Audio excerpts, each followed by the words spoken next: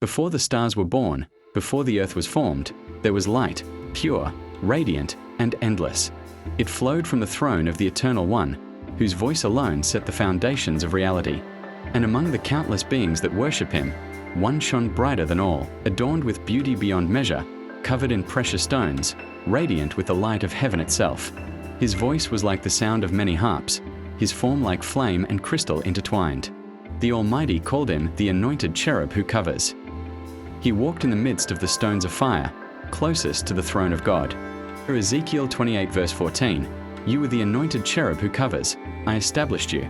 You were on the holy mountain of God. You walked among the fiery stones." Lucifer's duty was sacred.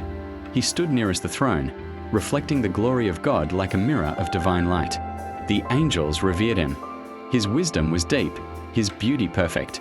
He led choirs of angels in worship, filling the heavens with harmonies that rippled through eternity. When he sang, even the stars seemed to tremble in awe. But within that perfection, a spark was born. A thought, small at first, whispered from the echo of admiration he received.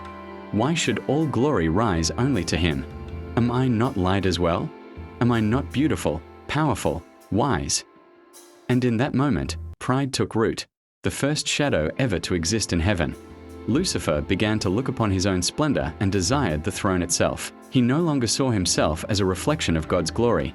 He saw himself as its source. Or Isaiah 14 verses 12 to 14, "How you are fallen from heaven, O Lucifer, son of the morning.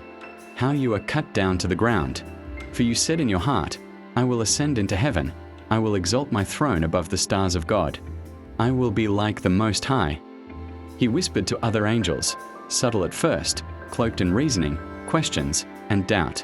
Why must the Almighty alone hold power? Are we not divine as well? Is it not time for change? And slowly, the poison of pride spread. One by one, legions of angels listened and believed.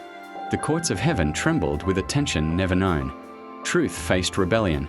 Light was tainted by shadow. And the one on the throne, whose wisdom sees beyond eternity, beheld it all with sorrow. Then came the moment that split eternity in two. The Almighty spoke.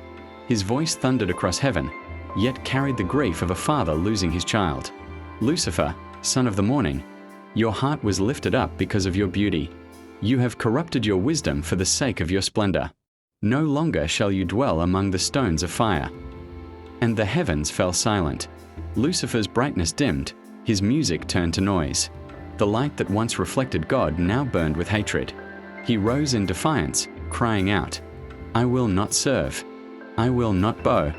I will rise above the stars of God." A great war erupted in heaven, not of swords and metal, but of power and glory. Michael and his angels stood on one side, loyal to the throne. Lucifer and those who followed him stood against them.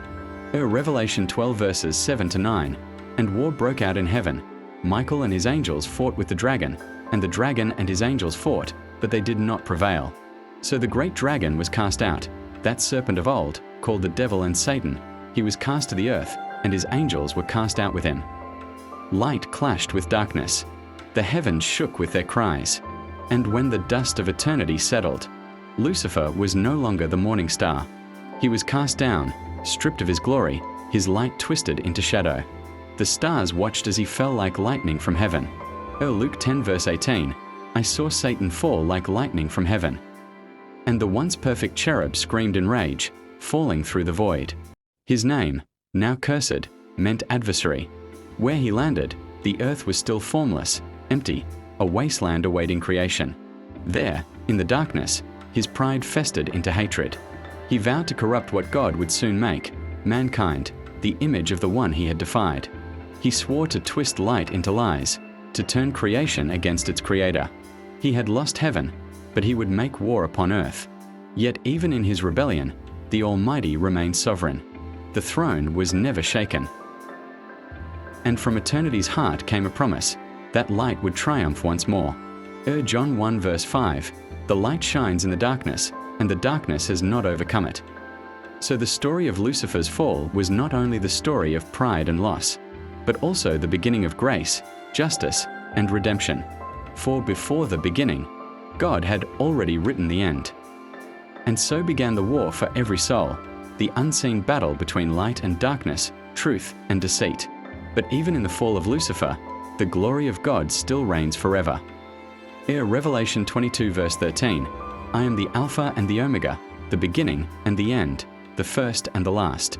If you are a lover of Christ, kindly hit the like button and remember to subscribe. It's free. Thanks for watching.